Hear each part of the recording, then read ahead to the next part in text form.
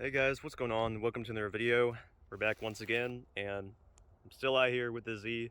You guys may have seen in the last video, I just kind of gave you guys a breakdown of how I was able to afford this at 24. So definitely go ahead and check that out if you haven't already. But today, I really wanted to talk about just what it's like driving a Z. For starters, it's very different from my previous vehicle. My previous vehicle was a 2016 Subaru Impreza, and it had like 148 horsepower, and I put a tune on it. I had it custom tuned by a guy in Barbados, I believe. So some other like island country.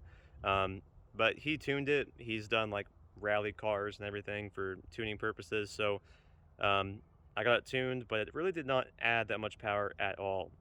It was naturally aspirated, same as this vehicle, but it was, of course, a four-cylinder Subaru. Um, it just wasn't fast, but I kind of owned it.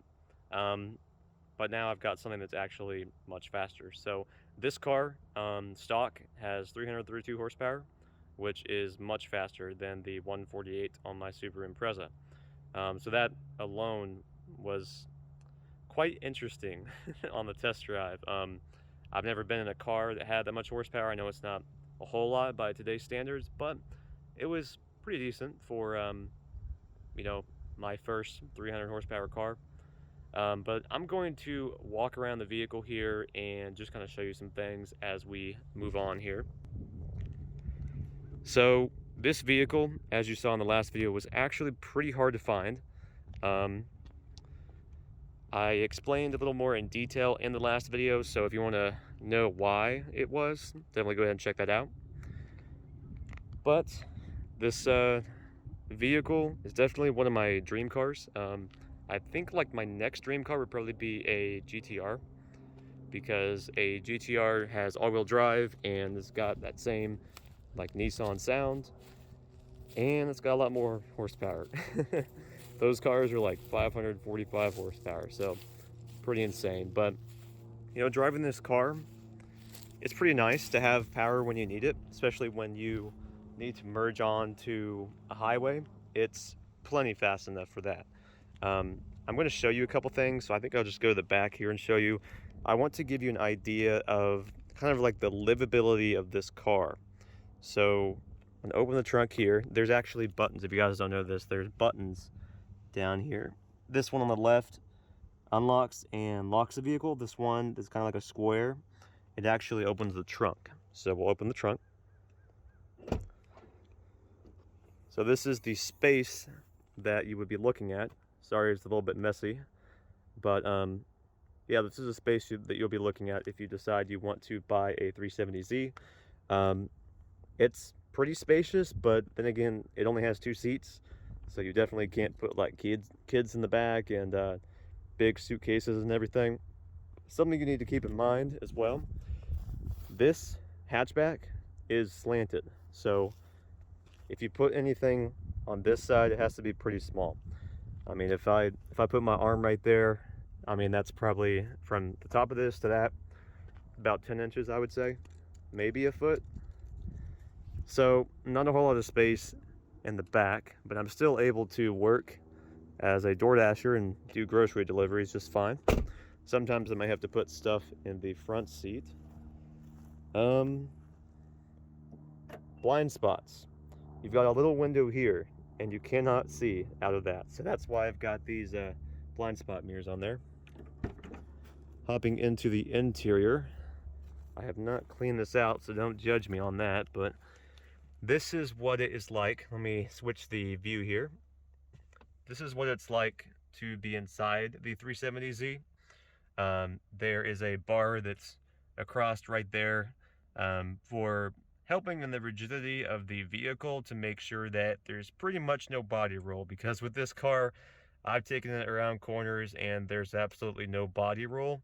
Even when it's super windy on the highway, you barely move. So it's pretty insane. I'm not used to that. In the back, we've got kind of like a cubby in the back, kind of like a glove box. And then we have an area where you can set things. It's not very big, not very spacious. I'd say about a foot from the seat going back.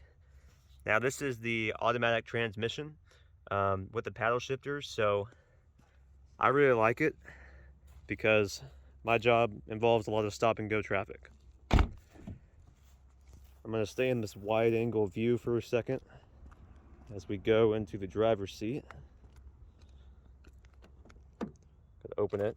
Also, this is keyless entry, so if you guys want to know how to open this, there's a little button right there. Alright, so going in here, the Z is actually, it's pretty cramped. I mean, it's kind of what you expect with a small coupe like this. But 332 horsepower in a little car like this, I mean, I know it's not as small as like a Miata or something, but it is plenty quick for sure. What's nice about this car, with being an automatic and a sport tech version, is that I have paddle shifters, so I can shift through the gears, and they're plenty fast enough. They're not like supercar fast, but they are pretty quick. Now, with me having the tech version, I have this little interface right here where the reverse camera will show, as well as Bluetooth audio and whatever else I want to use.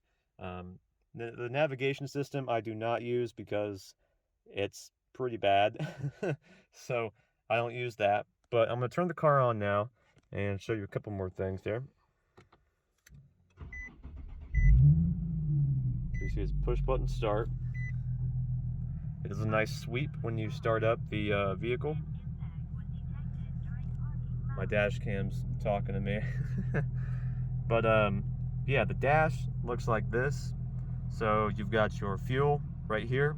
I have this set to range. You can cycle through a bunch of different options on there, but mine's set for range to empty. You got your coolant temp. You have, of course, the tach, the speedometer, which it says 180, but it's governed at 155 top speed. Of course, I've never taken it that fast. That is way too fast. It's like super dangerous at that speed, so I'm good. I won't ever take it that fast. It's plenty fast enough though. But up here, we've got the oil temp on the left. We have battery voltage and then the clock. Something to keep in mind is that this oil temp right here, this is a 2016. On the earlier years of the 370Z, there was an issue with cooling. So they put like a different oil cooler in. I don't remember what year exactly, but the 2016, I don't have to worry about that. I've never seen it go above 220, even when I'm really getting on it. Now I don't take it to the track or anything, so I haven't seen what that's all about and how it reacts then, but I've never really had an issue with it. So on average, my oil temp will be around 180. 180 to 200, but usually it's around 180 or a little bit under that, especially on a colder day like today. But what's nice about this interface, I'll just say something quick on it once more, is that when you go into reverse, when you turn the steering wheel, it'll actually show you where you're turning. So it's pretty nice with that. Now this car does have a couple mods, so let's just talk about those real quick. And I'm gonna switch out of the wide view so I can show it a little bit better. So with this car, you can tell I have window tint. That was basically the first thing I did.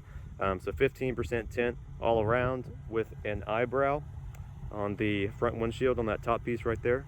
As far as under the hood, I only have K&N performance air filters for my engine air filters.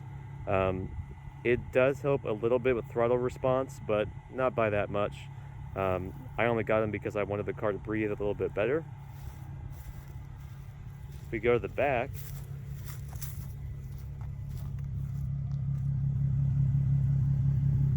it's my Axleback exhaust. It's a nameless 5-inch muffler, and it does get plenty loud when you get on it, but it's also got a really nice sound when it's idle like it is right now. See, what's nice about this sport package is that I have these really nice wheels. and the brakes, and these are raised wheels, which I've never had on a vehicle, and they're also forged as well, so pretty nice.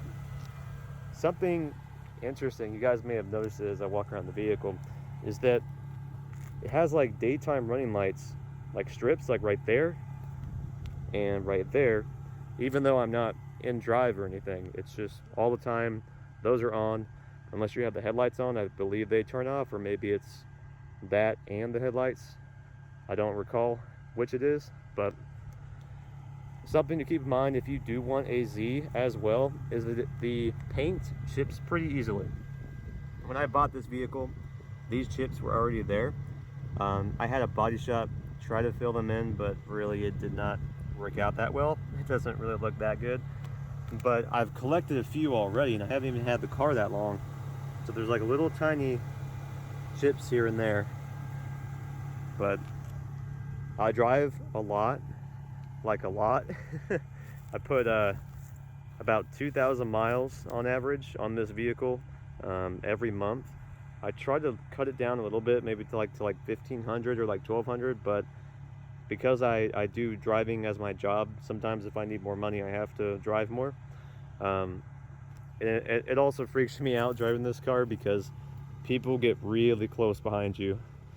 Like, I'm at stoplights and people pull up super close. You guys may have seen in a previous video that I got rear-ended. Of course, it is fixed now, but basically they hit me right where the license plate is, and it was when I had my paper plate, so I didn't even have this plate yet, and it pretty much messed the bumper up a little bit. It wasn't high speed, it was only like 5 miles an hour, but I was without my car, and that sucked. Buying a new car, not being able to drive it.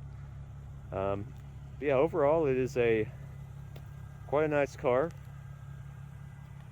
If you guys want to check out the previous video about how I was able to afford this car at age 24, definitely go ahead and check that out. Yeah, you know, this is my first Z car. I've been thinking about a 350Z, and then I was like, the 370, just in my opinion, it just looks better. It's really nice, and it's not near as old. So overall, it is a great car.